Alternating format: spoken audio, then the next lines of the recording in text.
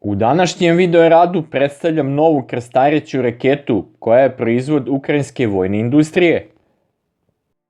Naime, uz podršku stranih partnera i sponzora, Ukrajina pokuša da stvori nove vrste naoružanja. Rezultat tih aktivnosti je krstareća raketa Peklo. Navodno je ovaj raketni sistem, odnosno krstareća raketa, već ušla u masovnu proizvodnju i da je čak doživjela i borbenu upotrebu. Međutim, pouzdanost takvih informacija je za sada upitna. Ukrajinsko rukovodstvo je dugo priželjkivalo da dobije oružje dugog dometa pogodno za gađanje ciljeva duboko u teritoriji Rusije. Još jedan pokušaj stvaranja krstareće rakete dugog dometa postao je poznat pre samo nekoliko dana. Kako se ispostavilo, nedavno su preduzeća iz koncerna Ukroboronprom radila na stvaranju vođene rakete pod nazivom Peklo.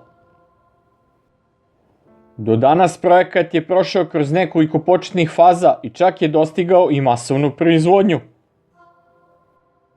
Proizvodni koncern Ukroboronprom je 6. decembra održao ceremoniju predaje prve proizvodne serije novih raketa oružanim snagama Ukrajine. Zbog velikog značaja događaju je prisustvovao Vladimir Zelenski kada su mu pokazali gotove rakete i izvestili ga o završenom poslu, odnosno projektu. Dimenzije prve serije rakete Peklo nisu objavljene do danas. Na fotografijama sa ceremonije primopredaje može se zapaziti 10 do 12 raketa odjednom. Svi imaju trocifrene serijske brojeve koje počinju sa nulom.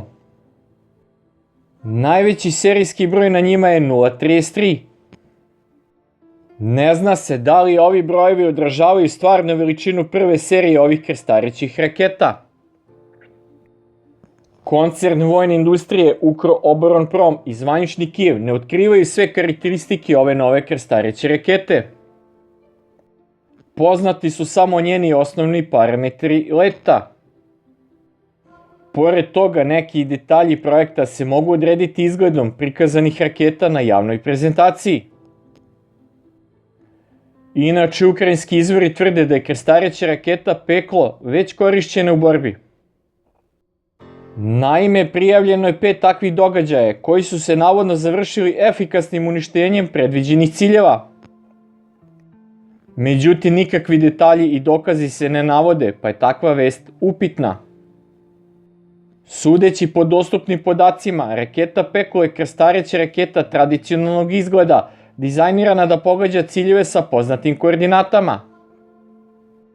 Način baziranja i upotrebe je nepoznat, ali neke njene karakteristike omogućavaju da se naprave pretpostavke u vezi s njom. Krstareća raketa Peklo je dobila trup u obliku torpeda sa cilindričnim glavnim delom i zaobljenim prednjim i zadnjim krajem rakete. Pretpostavlja se da je trup rakete napravljen od metala. Na vrhu rakete se nalazi zaobljena izbočina. U sredini tela rakete je fiksno pravo krilo, a pozadi je repni stabilizator u obliku latiničnog slova V. Dimenzije rakete se ne mogu utvrditi, na dostupnim fotografijama nema orijentira koji se može koristiti za upoređivanje. Međutim, raketni motor sugeriše da je njena dužina oko 2 metra ili više, sa rasponom krila od najmanje 1,5 do 2 metra. U ovom slučaju lansirna masa može dostići stotine kilograma. Raketa je opremljena kompaktnim turbomlaznim motorom nepoznatog tipa. Pogonski motor se nalazi na zadnjem delu trupa rakete i nema kućište. Uz njegovu pomoć raketa postiže brzinu pri letu od 700 km/h. Krstareća raketa Peklo nema optičke uređaje za samonavođenje, a dizajn nosnog konusa ukazuje na odsustvo radara. Ova raketa je verovatno opremljena sistemom za navođenje zasnovanim na satelitskoj i inercijalnoj navigaciji. Uz navedene sisteme navigacije, raketa može da leti do cilja sa unapred unetim koordinatama. Možda je obezbeđeno potpuno programiranje rute sa svim predviđenim manevrima rakete u letu. Kontrolu u letu vrši par elerona smeštenih u korenu krila, kao i kormila na repu u obliku slova V. Nejasno je koliko je raketa manevarska s takvim kompletom upravljačkih površina. Verovatno se koristi monoblok visoko-eksplozivna fragmentaciona bojeva glava sa kontaktnim upaljačem, tipično za rakete ove klase. Način baziranja i lansiranja rakete Peklo ostaje do danas nepoznat. Sudeći po dizajnu, reč je o raketi kopnenog baziranja i trebalo bi da se koristi sa samohodnih lansera. Još uvek je nejasno kako izgleda borbeno vozilo, odnosno lanser takvog raketnog sistema. Upotreba nove rakete od strane avijacije očigledno je isključena zbog specifične pozicije pogonskog motora smeštenog na gornjoj strani rakete. Spolja i prema navedenim karakteristikama, ukrajinski raketni sistem Peklo je sličan nizu drugih savremenih raketa. Međutim, nejasno je da li je koncern Ukroboronprom zaista uspeo da dobije uporediv nivo taktičkih, tehničkih i borbenih karakteristika. Pojavljuje se i niz drugih vrsta pitanja. Na primer, postoje sumnje u sposobnost Ukrajine da razvije i proizvodi takvo oružje. Tokom demilitarizacije nakon raspada SSSR-a, ukrajinska preduzeća koja su se ranije bavila proizvodnjom raketnog naoružanja pretrpela su ozbiljne gubitke. Da li će sada moći da projektuju i sklapaju oružje je veliko pitanje. S tim u vezi ne može se isključiti da je krstareća raketa Peklo nastala uz učešće stranih partnera. Istovremeno upotreba uvezenih komponenti je očigledna i u vezi toga ne postoji nikakva dilema. Međutim, proizvodnja krstarećih raketa dugog dometa bi se zapravo mogla savladati u Ukrajini. Nedavno prikazane rakete imaju arhaičan izgled, što ukazuje na niske standarde proizvodnje. Strani proizvođači naoružanja teško da bi sebi dozvolili da isporučuju rakete sa loše ugrađenim panelima ili njihovom lošom proizvodnjom.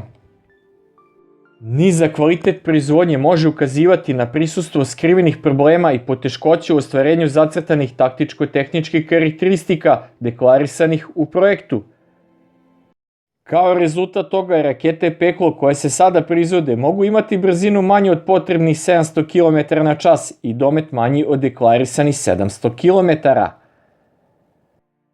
Takođe može se očekivati problemi sa kontrolom i navođenjem same rakete, pouzdanošću njenih komponenti itd.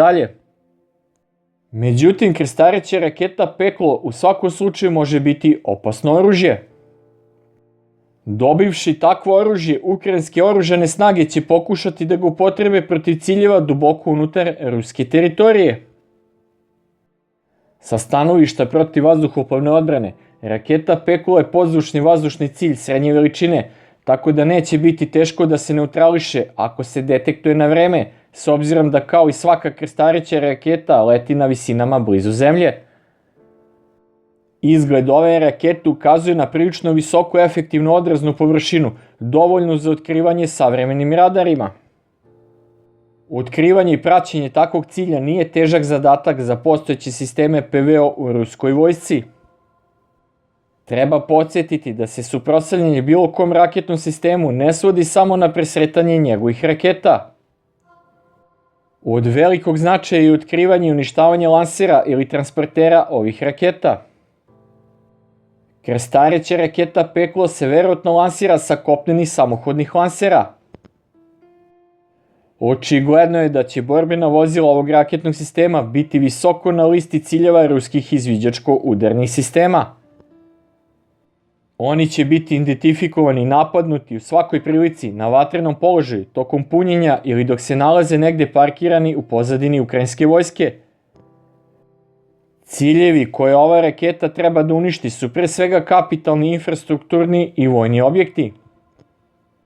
Takođe treba očekivati da će se kao primarna meta ruske vojske naći njeni proizvodni kapaciteti, kako primarni u kojima se vrši završno kompletiranje ovih raketa, tako i sekundarni u kojima se proizvode delovi za njeno sklapanje. Na udaru će se naći skladište i transport gotovih raketa Peklo.